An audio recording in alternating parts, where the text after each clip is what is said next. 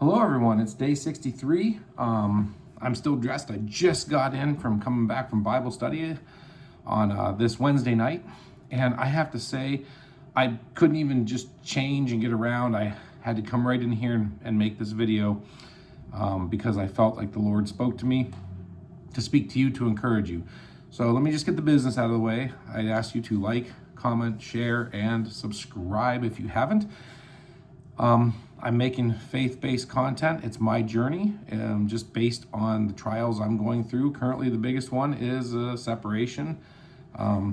Day 25 is my testimony. So anyway, today is day 63, and I just went to Bible study, and I prayed to the Lord to just speak to me through the Bible study. And there were some key things said during the Bible study and the time with the pastor that we spent that just affirmed that.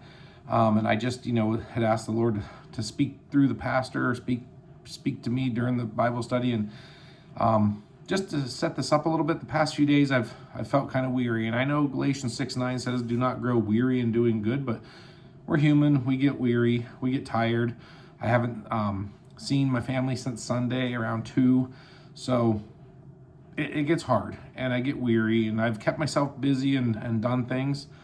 But just like the devil attacked Jesus, when did he do that? During his 40 days in the desert fasting. He did that at the end, when Jesus was the most tired, was the most hungry, was the most weary, was the most emaciated.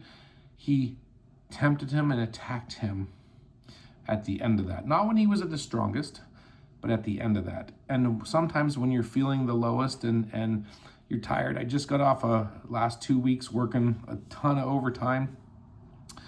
And basically the beginning of this week started out, and it's just every day I've just felt more just in my own head, to say it. So, I brought that up to the pastor, and his advice was what Bible verse we're going to read today, to meditate on Philippians 4:8. To meditate on that, to sit and write that verse down, and then write things down. I'm going to read it to you, and I say this is good for you no matter what you're going through. But Philippians 4:8, and it says, finally, brethren, whatever things are true, whatever things are noble, whatever things are just, whatever things are pure, whatever things are lovely, whatever things are of good report, if there is any virtue, and if there is anything praiseworthy, meditate on these things. So as you can see, whatever things are true, noble, just, pure, lovely, good report, virtue, and praiseworthy. So what the pastor suggested that I do is to read that over and over, meditate on it, read it slowly, go through it, and write down joy, pure, and then write out some examples in my life of things that are pure, things that are praiseworthy, and just really focus on those, because that's what God wants us to do, is not focus on the negative. If it's from the enemy, it's going to cause fear, anxiety, nervousness. It's going to put you in that state. If it's from the Lord, it's going to be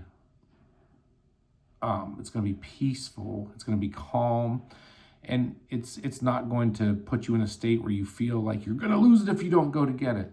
So that's some stuff, and I'm going to sit down. I'm going to reread that a time or two here, and then I'm going to spend some time here in the next few days writing things down, like the pastor said, and I feel like the Lord spoke to him. So that's my message for today. Not super long, but I'm going to get around here, and then I'm going to be heading to bed. And thank you for joining me, and I will see you in tomorrow's video. Bye.